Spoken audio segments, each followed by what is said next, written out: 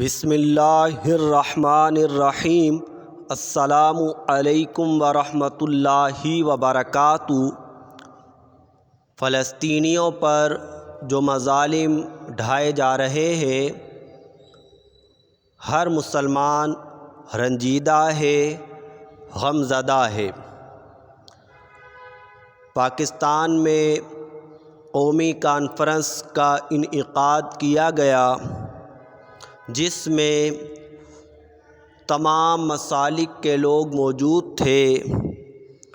انہوں نے فتویٰ دیا کہ اسرائیل سے جہاد کرنا فرض ہو چکا ہے، یعنی ہماری حکومت اسرائیل سے جہاد کرے۔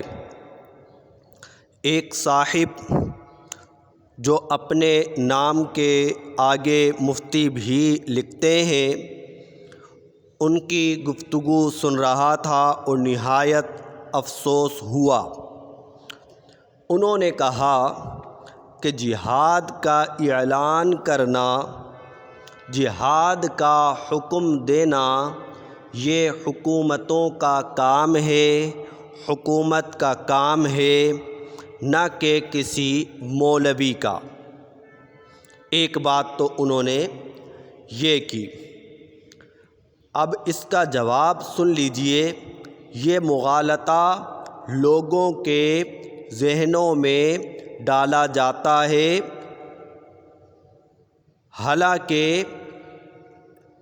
جہاد کا فتویٰ دینا الگ بات ہے اور جہاد کا اعلان کرنا الگ بات ہے۔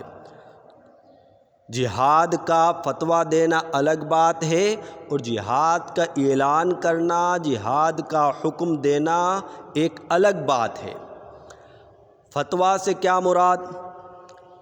کہ تمام علماء نے قرآن و احادیث کی روشنی میں جو شریعت کا حکم تھا وہ بیان کیا کہ شریعت یہ کہتی ہے، اور اعلان جہاد یہ الگ بات ہے۔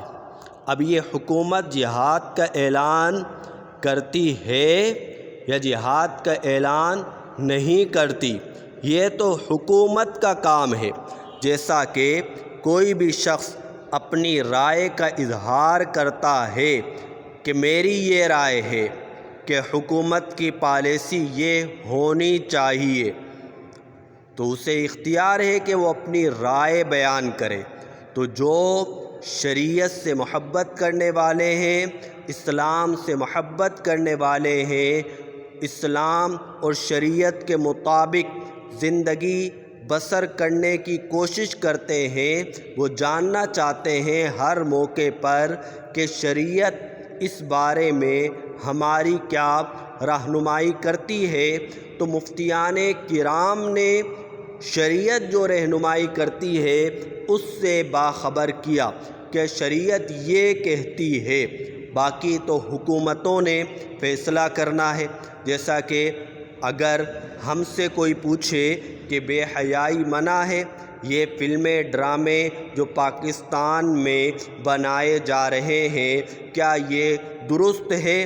تو ہم یہ کہیں گے، ایک مفتی ہونے کی حیثیت سے شریعت کا حکم واضح کرتے ہوئے ہم یہ بتلا دیں گے کہ یہ سب امور ممنوع، ناجائز، حرام ہے۔ ہم شریعت کا حکم بتا دیں گے، باقی ان سے روکنا یہ تو حکومت کی ذمہ داری ہے۔ حالانکہ حکومت ایسا اپنی ذمہ داری کو پورا نہیں کر رہی۔ تو فتویٰ کا مطلب یہ ہوتا ہے کہ شریعت کے حکم کو بیان کرنا۔ تو علماء نے وہی کیا کہ شریعت کے حکم کو بیان کیا، اور ساتھ ہی یہ بتلا دیا کہ شریعت کا حکم یہ ہے کہ ہماری حکومت جہاد کا اعلان کرے، جہاد فرض ہے۔ ساتھ ہی یہ بھی کہہ دیا کہ کسی کو ملک میں انتشار کرنے یا حکومت کے خلاف کھڑا ہونے کی شرعاً اجازت نہیں ہے۔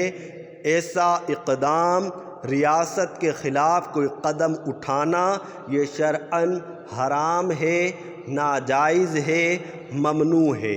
ساتھ ہی یہ بھی بتلا دیا گیا لیکن کچھ لوگوں کو اتحاد سے سخت نفرت ہے، چونکہ وہ شریعت سے در حقیقت نفرت کرتے ہیں۔ انہیں علماء کا مل بیٹھنا قبول نہ تھا، لہٰذا انہوں نے لوگوں کے اذہان میں مختلف شبہات پیدا کرنے کی کوششیں شروع کر دی ہیں۔